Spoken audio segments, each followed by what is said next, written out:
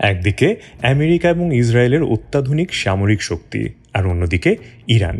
আপাতদৃষ্টিতে এটি একটি অসম লড়াই মনে হলেও এখানেই লুকিয়ে আছে আধুনিক যুদ্ধবিদ্যার এক দারুণ কৌশল, যাকে বলা হয় অ্যাসিমেট্রিক ওয়ারফেয়ার বা অসম যুদ্ধ। অ্যাসিমেট্রিক ওয়ারফেয়ার আসলে কি? যখন সামরিকভাবে পিছিয়ে থাকা কোনো দেশ শক্তিশালী কোনো দেশের বিরুদ্ধে প্রচলিত নিয়মের বাইরে গিয়ে সম্পূর্ণ ভিন্ন কৌশলে যুদ্ধ করে, সেটাই অ্যাসিমেট্রিক ওয়ারফেয়ার।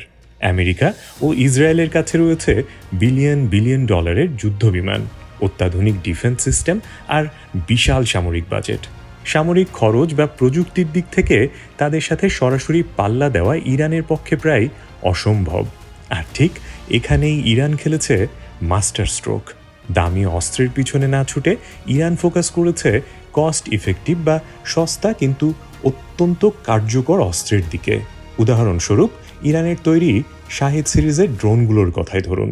এই ড্রোনগুলোর দাম শুরু হয় মাত্র $30,000 থেকে, আর অ্যাডভান্সড মডেলগুলোর দাম খুব বেশি হলে কয়েক লাখ ডলার হতে পারে। শুনতে অনেক মনে হলেও আমেরিকা বা ইসরায়েলের এক একটি ফাইটার জেট বা ডিফেন্স ইন্টারসেপ্টর মিসাইলের দামের তুলনায় এটি একেবারেই নস্যি। এছাড়াও ইরানের হাতে রয়েছে খোররামশার মতন অত্যন্ত শক্তিশালী ব্যালিস্টিক মিসাইল।